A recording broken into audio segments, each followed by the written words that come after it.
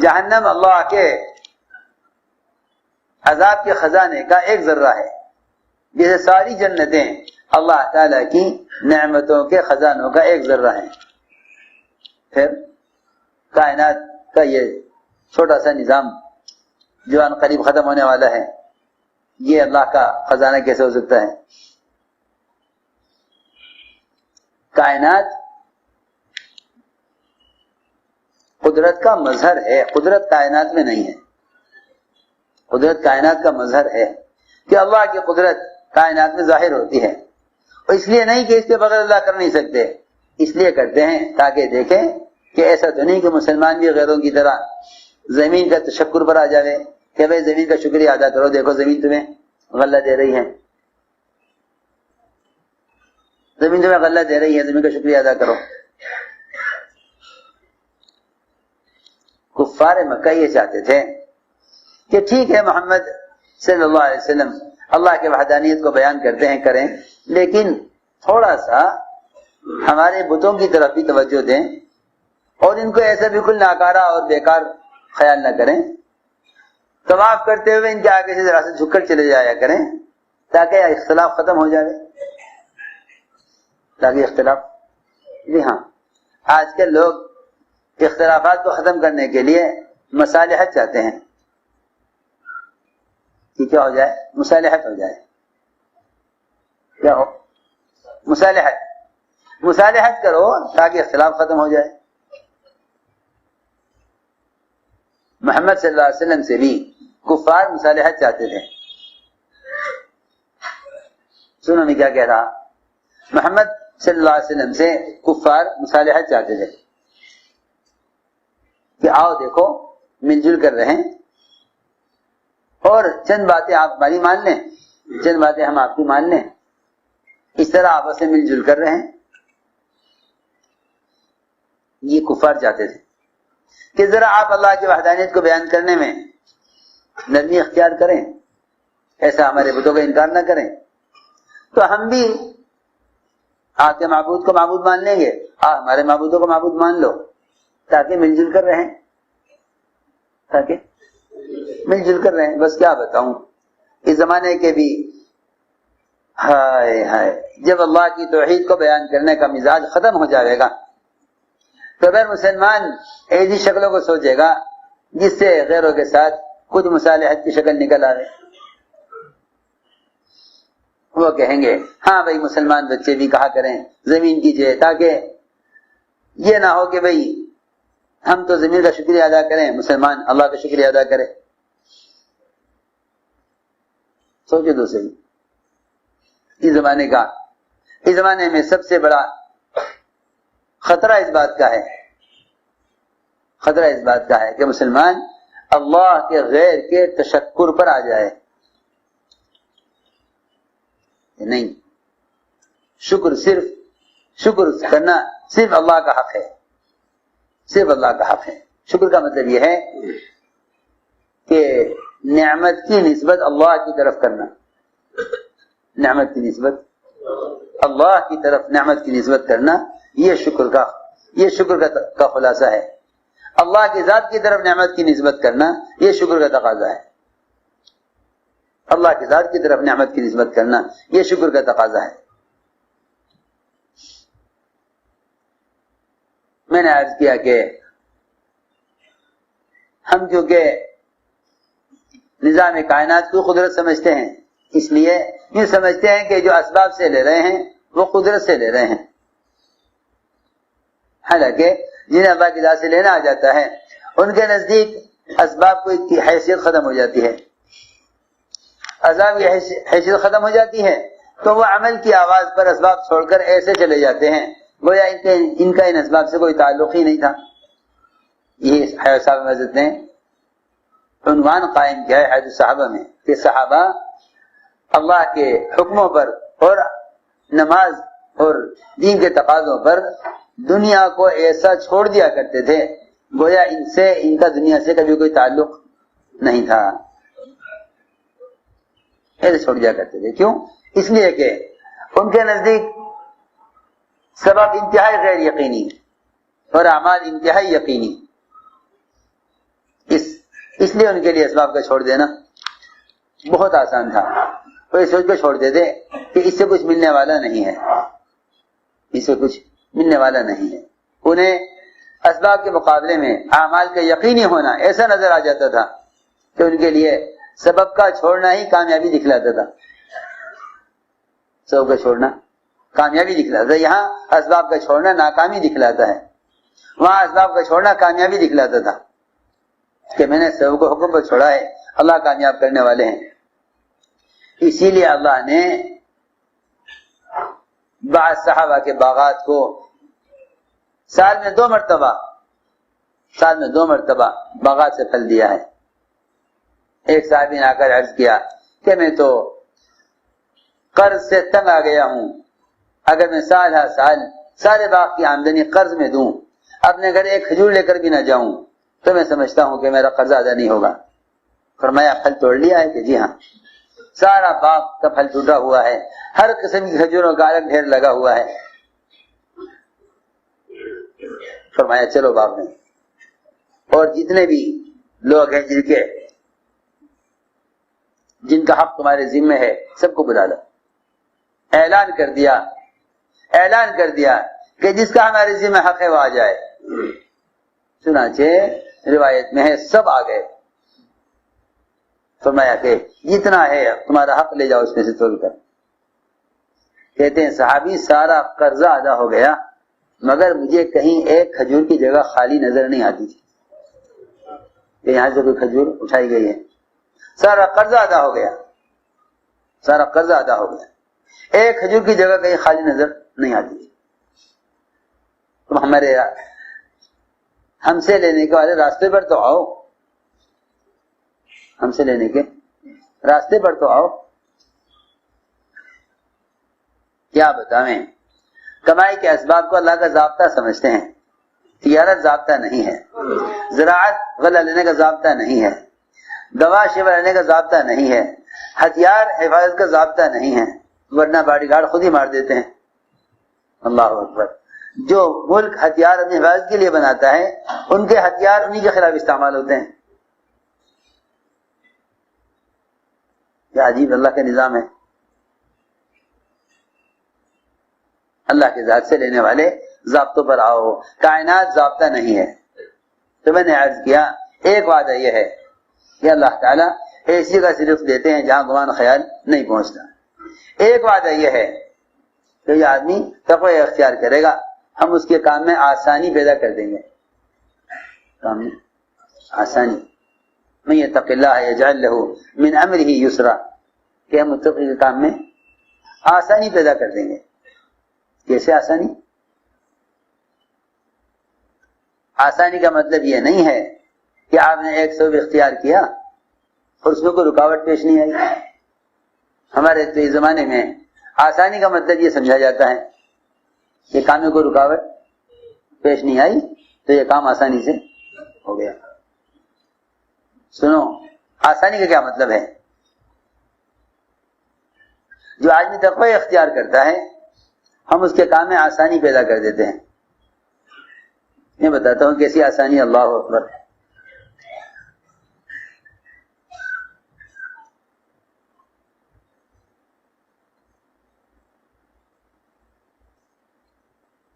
اللہ رب العزت کمائی کے اسباب بھی اللہ لاتے ہیں. لوگ سمجھتے ہیں کہ گاہک ہمارے اشتہار سے آتے ہیں. لوگ سمجھتے ہیں کہ گاہک ہمارے اشتہار سے آتے ہیں. وہ جگہ جگہ ہوٹلوں میں, سڑکوں کے کناروں پر, بڑے مین روڈ پر جن کے پاس زیادہ مال ہے وہ مختلف قسم کے آلات اور ذرائع پر اپنی چیز کا اشتہار کرتے ہیں. پتہ چلے کہ ہم یہ بناتے ہیں. اللہ اکبر. لاکھوں روپیہ اشتہار پر خرچ کرتے ہیں, پھر بھی مقروض. یہ سمجھتے ہیں کہ گاہک ہمارے اشتہار سے آئیں گے, حالانکہ اللہ رب العزت گاہک کو خود لاتے ہیں.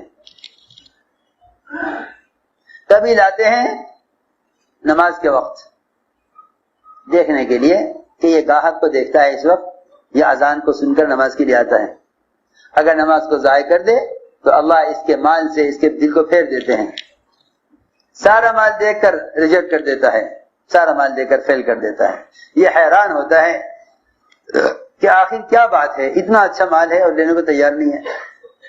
لوگ بعض گاہکوں کو پاگل کہتے ہیں، تاجر گالیاں دیتے ہیں گاہکوں کو کہ سارا مال کھلوا لیا، لینا کچھ نہیں. کیا بات ہے، کیوں نہیں لیتے؟ کہ دل نہیں چاہتا. بات یہ ہے تو نے اللہ کے حق کو ضائع کیا ہے، اللہ نے تیرے گاہک کا دل تیرے مال سے پھیر دیا ہے. سیدھی بات ہے، معاملہ وہاں سے ہے. اللہ کا حق کو لاتے ہیں دیکھنے کے لیے. اس وقت یہ کیا کرتا ہے؟ اس وقت کیا کرتا ہے؟ آیا نماز کو مقدم کرے سبب پر، یہ سبب کو مقدم کرے حکم پر، نماز پر. اگر نماز کے لیے سبب چھوڑ دیا تو ہم کامیاب کریں گے، اور اگر نماز کو ضائع کر دیا تو ہم اس کی تجارت کے نقشوں کو ضائع کریں گے. یہ اللہ کا نظام ہے، یہ اللہ کا نظام ہے. میں نے عرض کیا کہ اللہ تعالیٰ ان کے کاموں میں آسانی پیدا فرماتے ہیں. علی رضی اللہ تعالیٰ عنہ نے گھر میں رکھے ہوئے 6 درہم سائل کو دینے کے لیے منگوائے کہ بھئی فقیر کو دینے ہیں، 6 درہم رکھیں، لے آؤ. گھر والوں نے کہہ دیا کہ نہیں، یہ تو آٹے کے لیے ہیں. خود گئے، اٹھ کر جا کر لے کر آئے گھر سے، 6 درہم سائل کو دیے. لوگ سمجھتے ہیں کہ جو لوگ توکل کر لیتے ہیں وہ اسباب اختیار نہیں کرتے. یہ خیال بالکل باطل خیال ہے اور غلط فہمی اور جہالت ہے کہ جن کے پاس توکل ہوتا ہے انہیں اسباب کی ضرورت نہیں ہوتی، اور جو اسباب اختیار کرتے ہیں ان میں توکل نہیں ہوتا.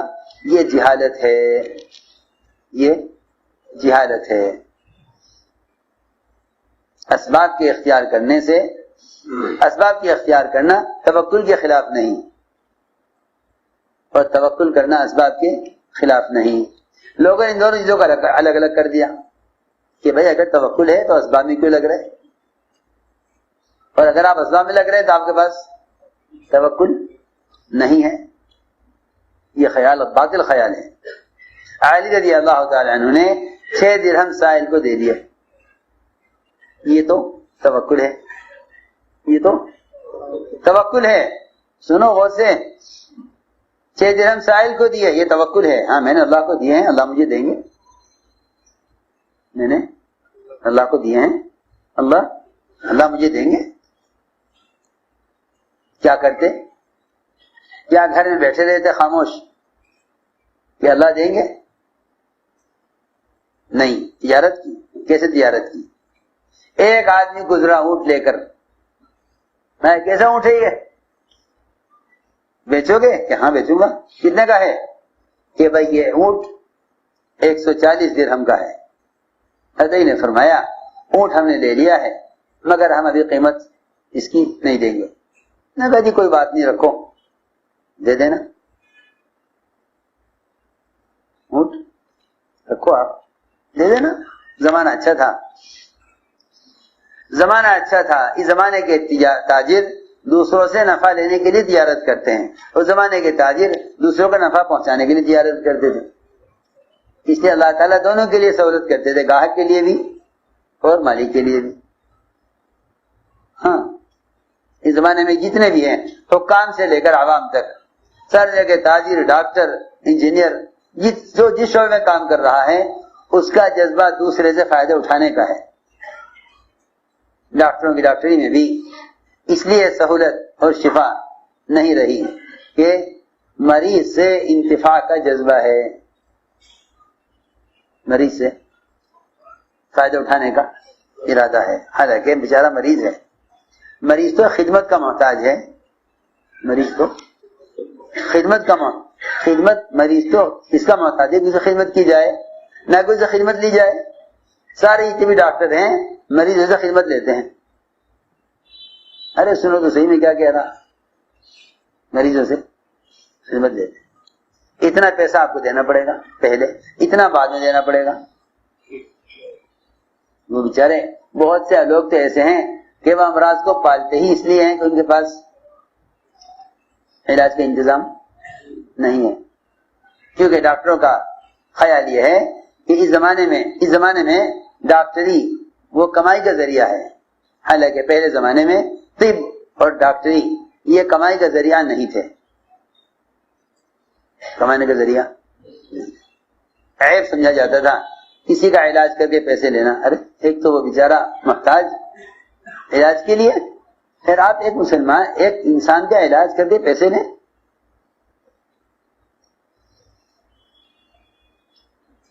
کسی زمانے میں علاج خدمت تھا، اس زمانے میں علاج تجارت ہے، اور ایسی تجارت ہے کیا بتاؤں، ایسی تجارت کہ کمپنی ایک چیز بنا کر اس کی قیمت طے کر دے گی،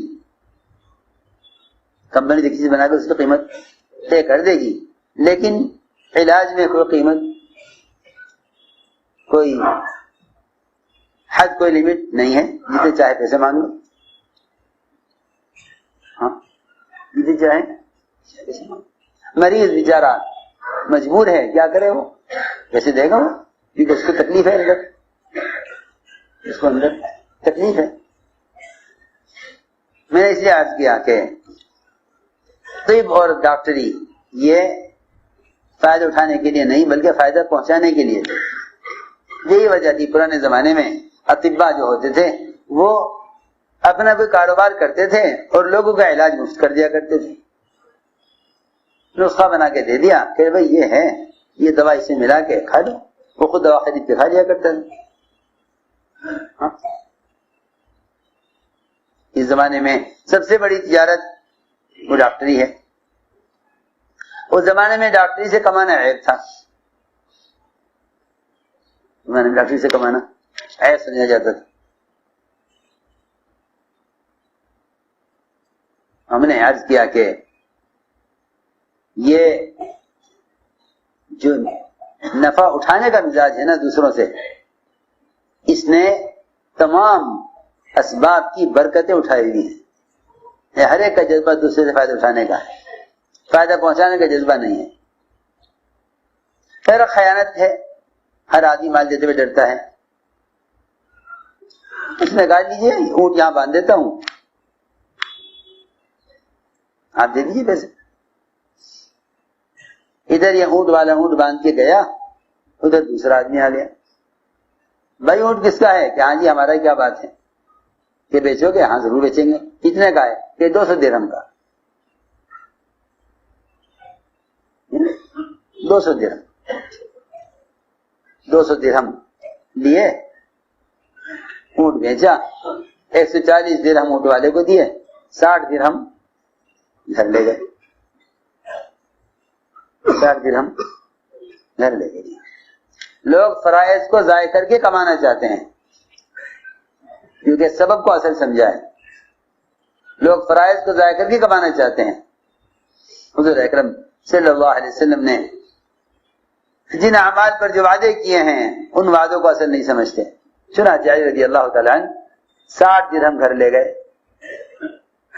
اور گھر جا کر سب سے پہلا کام، یہاں گھر کی تعلیم کو کہو تو کہتے کیا ضرورت ہے، اور کیوں لازم کرتے ہو بھائی تبلیغ میں یہ کام کرو، یہ کام کرو، یہ کام کرو، یہ کام کرو. یہ کوئی لازم تو ہے نہیں کہ بھئی کوئی زبردستی ان اعمال کیا جائے گھروں کے اندر. حالانکہ جنہیں جن اعمال کے مقاصد کی خبر نہیں ہوتی وہ ان اعمال کو ہلکا سمجھ کر چھوڑ دیتے ہیں. گھر کی تعلیم ہی یہی تھی، گھر کی تعلیم ہی یہی تھی کہ تم گھر میں آ کر سب سے پہلے یہ بتاؤ کہ تم جو کما کر لائے ہو کہاں سے کما کر لائے ہو. گھر میں داخل ہوتے ہی سب سے پہلی بات یہ کہی علی رضی اللہ تعالیٰ عنہ نے کہ یہ جو ہم 60 درہم لائے ہیں، یہ 60 درہم اللہ کا وہ وعدہ ہے جو اللہ نے اپنی نبی کی زبان پر ہم سے کیا تھا. یہ روایت میں ہے. حضرت گھر میں داخل ہوتے ہوتے یہ کہا حضرت فاطمہ سے، ھذا ما وعدنا اللہ علی لسان نبیہ، یہ وہ وعدہ ہے اللہ کا جس کا وعدہ اللہ نے اپنے نبی کی زبان پر ہم سے کیا تھا. میں نے عرض کیا کہ اللہ تعالیٰ اسباب میں سہولتیں لائیں گے، اسباب میں سہولتیں لائیں گے. ایسی سہولتیں کہ داؤد علیہ السلام بیت المال سے ذاتی خرچ لیتے تھے. بادشاہ تھے، بادشاہ کا ملک، بادشاہ کا مال، ساری رعایا خود بادشاہ